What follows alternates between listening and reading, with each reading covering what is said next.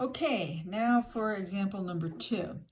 All right, so here we have now it's not just two functions like up here. We have this function, which is an a linear times an exponential quadratic up there, and it's just a linear function here. And then there's literally two other functions. When I say functions, this isn't really a function in respect to where it's a y equals function, but it is a vertical line, and this is also a vertical line. So anyway, so I take a look at it, and I'm going to go on my calculator. I already have it graphed because I got it ready. I went into my apps, and I have it in there.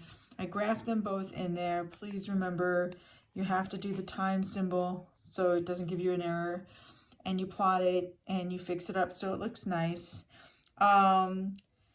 And there it is. So always a good idea that when you graph something on paper, you make a sketch of it. It doesn't have to be perfect. No one's going to grade you on your sketch as long as you have the right idea. So I did make a sketch of it, and here it is. So I know which one's which, but this one's clearly the linear.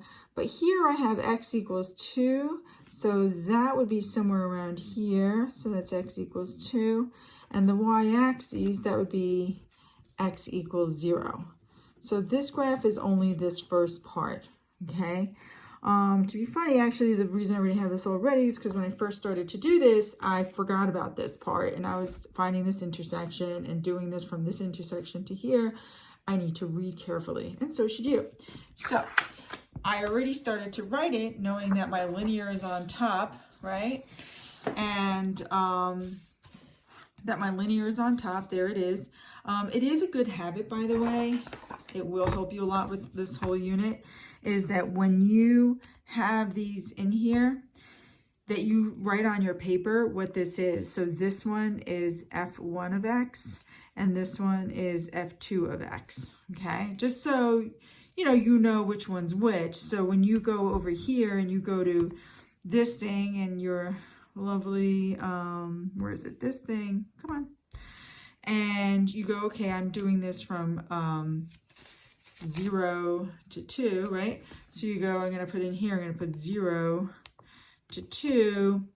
You can mix it up and be like, oh, I'm just going to type in x plus 1. That would be x plus 1. And then minus, oh, I meant to put that in parentheses. I hate when I do that. Sorry. Okay.